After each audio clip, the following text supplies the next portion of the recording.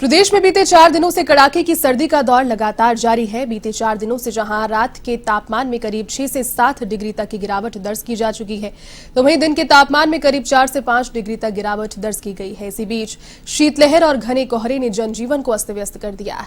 बीते 24 घंटों में रात के तापमान में करीब 1 डिग्री तक गिरावट दर्ज की गई, तो वहीं फतेहपुर में रात का तापमान फिर से 2.5 डिग्री के साथ जमाव बिंदु पर पहुंच चुका है। इसी के साथ करीब आधा दर्जन जिलों में रात का तापमान 5 डिग्री से नीचे दर्ज किया गया।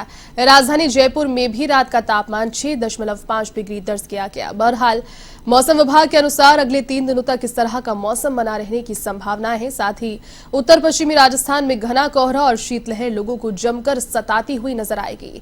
इसी के साथ मौसम विभाग ने दिन और रात के तापमान में करीब 1 से 2 डिग्री तक गिरावट होने की संभावना जाहिर की है।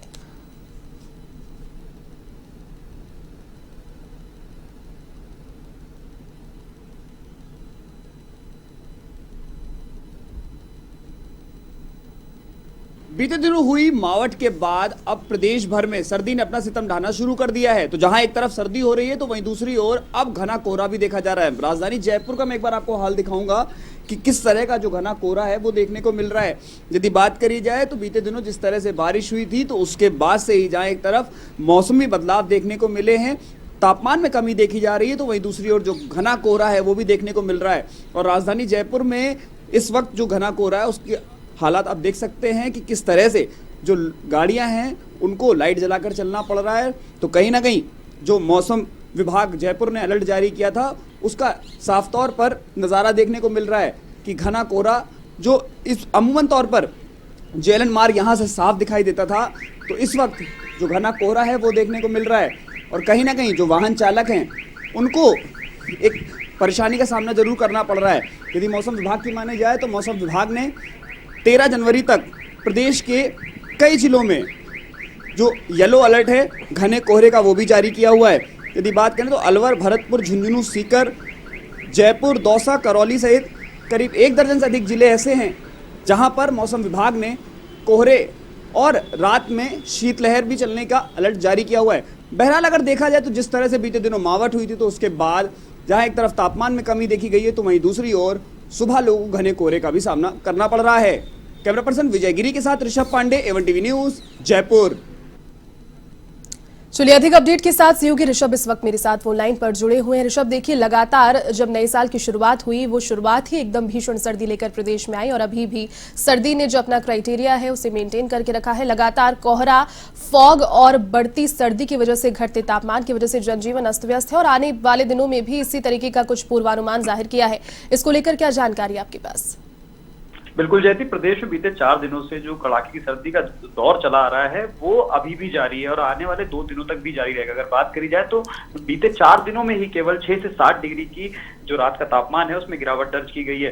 तो वहीं दूसरी तरफ जो दिन का तापमान है उसमें भी 3 से 4 डिग्री गिरावट दर्ज की जा चुकी है, जिसके चलते कहीं ना कहीं जो जनजीवन है वो अस्त व्यस्त हुआ है, क्योंकि शीतलहर और सुबह के समय जो घना कोहरा हो रहा है उससे लोगों को परेशानी का सामना करना पड़ रहा है। इसके साथ अगर बात करें तो बीते 24 घंटे में जो रात का तापमान था उसमें फिर से 1 डिग्री गिरावट दर्ज हुई है और सबसे कम तापमान फतेहपुर में 2.5 डिग्री दर्ज किया गया है। तो कहीं ना कहीं जो पारा है वो भी जमाव बिंदु के पास पहुंच रहा है। और अगर मौसम विभाग की मानी जाए तो अगले 2 दिनों में इस तरह का मौसम बना रहेगा, यानी 13 तारीख तक इसी तरह का मौसम देखने को मिलेगा।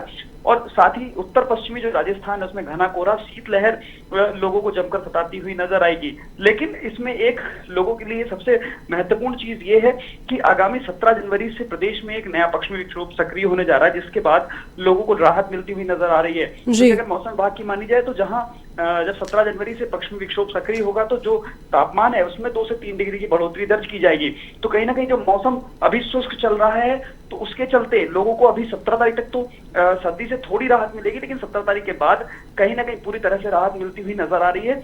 और इस पूरी जो कड़ाके की सर्दी है, कोहरा है और जो शीतलहर है उससे 17 तारीख के बाद पूरी तरह राहत मिलेगी। जी ऋषभ, इसके अलावा 17 तारीख की जानकारी आप दे रहे हैं, लेकिन लगातार ये बातें भी सामने आ रही है मौसम विभाग के द्वारा कि शायद बारिश एक बार फिर से आ सकती है और मावठ एक बार फिर से आ सकती है। तो क्या उसके लिए भी लोगों को प्रिपेयर रहने की जरूरत है अभी बारिश आने वाले दिनों में देखने के लिए?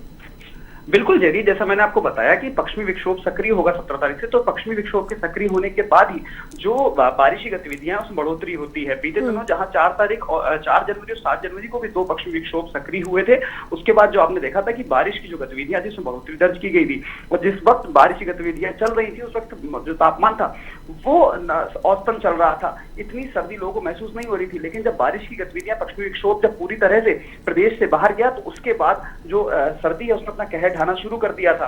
और यही अब देखने को मिलेगा कि इधर आज 12 तारीख है और 17 तारीख तक इसी तरह का मौसम देखने को मिलेगा। लेकिन 17 तारीख को जब पश्चिमी विक्षोभ सक्रिय होगा, बारिशी गतिविधियां बढ़ेंगी, तो उसके बाद जो तापमान है वो नॉर्मल टेम्परेचर के आसपास फिर से पहुंचेगा।